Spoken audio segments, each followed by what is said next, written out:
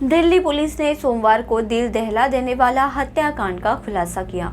18 मई यानी करीब 6 महीने पहले लिव इन पार्टनर 28 साल के आफताब ने अपनी 26 साल की प्रेमिका श्रद्धा की बेरहमी से हत्या कर दी। 26 साल की श्रद्धा मुंबई की रहने वाली थी। यहाँ वो एक मल्टीनेशनल कंपनी के कॉल सेंटर में काम करती थी। आफताब एक फूड ब्लॉगर था। आफताब और श्रद्धा मुंबई में मिले और उनके बीच में प्यार हुआ। दोनों 2019 से रिलेशन में थे। श्रद्धा के परिवार को श्रद्धा और आफताब के रिलेशनशिप के बारे में 18 महीने बाद पता चला।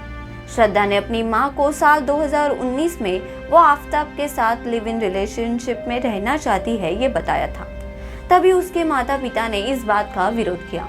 तब श्रद्धा नाराज हो गई और मुझे अपने फैसले लेने का पूरा हक है। मुझे आफताब के साथ लिव इन में रहना है। मैं आज से आपकी बेटी नहीं हूँ, ये कहकर वो घर से निकल गई और आफताब के साथ चली गई। श्रद्धा के परिवार वालों ने बताया कि उन्हें उसके दोस्तों से ही उनकी जानकारी मिल पाती थी। कुछ दिन बाद उसकी मां गुजर गई। तब उसने अपने पिता को बताया था कि आफताब के साथ उसके रिश्ते में कड़वाहट आ गई है। उस दौरान वह एक बार घर भी आई थी और बताया कि आफताब उसके साथ मारपीट करता है।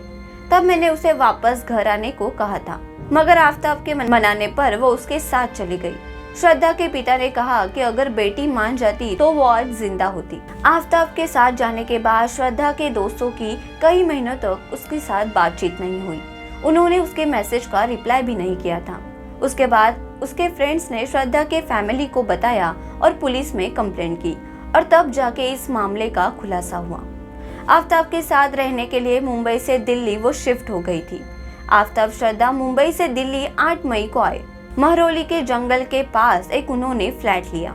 दिल्ली पहुंचने के बाद दोनों के बीच अक्सर झगड़ा होता रहता था। श्रद्धा शादी के लिए दबाव बना रही थी। इस बात पर भी दोनों के बीच विवाद हुआ और फिर आफताब ने तंग आकर श्रद्धा की हत्या कर दी, ऐसा कहा जा रहा है।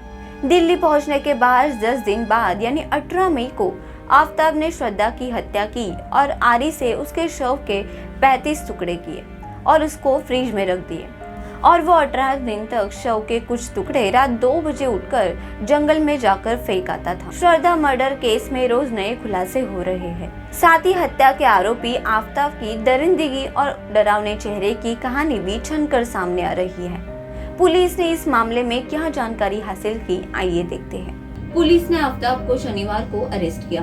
इसके बाद उसने श्रद्धा की हत्या की सनसनीखेज कहानी बताई।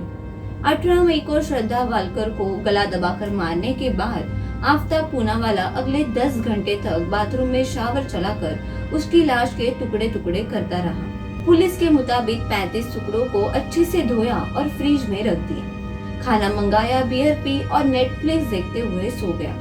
उसने बॉडी पार्ट्स को सुरक्षित रखने के लिए बाजार से एक बड़ा फ्रिज भी खरीदा।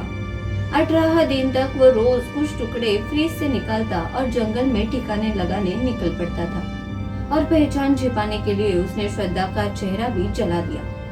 फ्लैट में खून के धब्बों को ऐसे केमिकल से धोया कि कोई सबूत न मिले। आफताब ने सबूत मिटाने के लिए गूगल पर खून साफ करने का तरीका भी सर्च किया। आफताब ने वारदात से पहले क्राइम मूवीज और शोज भी देखे। इसके बाद ही उसने श्रद्धा का मर्डर किया और आरी से काटकर उसके बॉडी के 35 टुकड़े किए। आफताब ने जिस कमरे से श्रद्धा की डेड बॉडी की टुकड़े फ्रिज में रखे थे, वह उसी कमरे में लगातार 18 दिन सोता रहा। इतना ही नहीं, वह रोज फ्रिज खोलकर श्रद्धा के कटे हुए सिर को भी देखता था। उसके बाद श्रद्धा का फोन उसने फेंक दिया, अपना OLX पर बेच दिया। मर्डर के लिए आफताब ने क्राइम शो देखे। गुनाह छिपाने के लिए उसने गूगल सर्च किया। आरी से उसका हाथ भी कटा था। डॉक्टर ने सुबह उसके हाथ में स्टिच भी किए थे। पुलिस को अब तक 13 टुकड़े मिले। इनकी फॉरेंसिक और DNA जांच की जाएगी। श्रद्धा मर्डर केस के कुछ नए अपडेट्स आइए जानते हैं। आफताब केवल श्रद्धा से मारपीट नहीं बल्कि उसका मानसिक शोषण तक करता था। श्रद्धा के साथ उसकी हैवानियत वाली तस्वीरें अभी सोशल मीडिया पे वायरल हो रही है। अब श्रद्धा के व्हाट्सएप चैट भी सामने आए हैं। इस चैट में श्रद्धा किसी दोस्त से बात कर रही थी और आफताब की दरिंदगी का भी जिक्र कर रही थी। उसी के साथ आफताब का नार्को टेस्ट किया जाएगा। श्रद्धा की बॉडी के मिले 13 टुकड़ों की DNA जांच होगी।